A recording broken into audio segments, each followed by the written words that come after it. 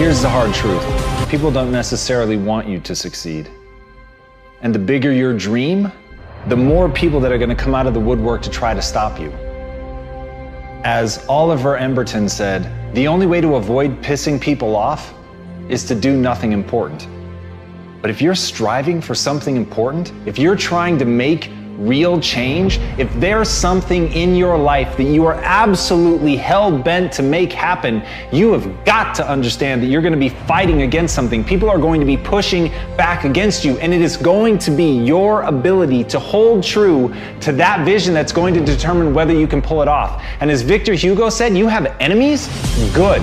It means you stood up for something at some point in your life. And that's what people miss. They somehow want to get through this unscathed. They somehow hope that with this grand change that they want to make, that people just fall in love, that they see your vision, that they fall in line behind you, and that they want you to lead them. That's not the way that people work.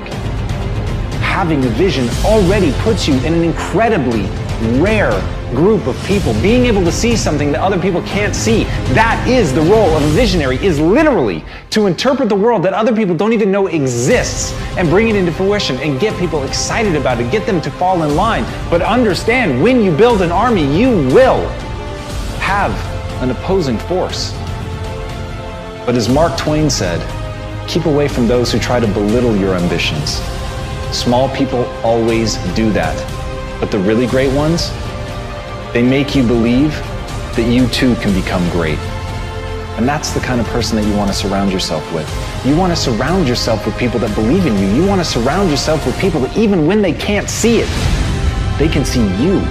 Even when they don't understand what you're trying to build, they believe in you and they're willing to get in line and they're willing to meet that opposing force. And when you're able to galvanize people around your idea and push it forward and paint for them the world not as it is, but as it could be, that's when you can make change.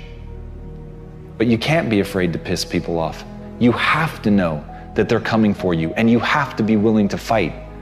Because if you're not willing to fight, you might as well sit down now. So if you're gonna be one of the few that stands up, you've got to stand up prepared for war. The average human being uses 5% of their brain capacity. High achievers use 20% of their brain capacity. Let's imagine for a few moments what our life would be like if we could access, let's say, 20% of our brain's capacity.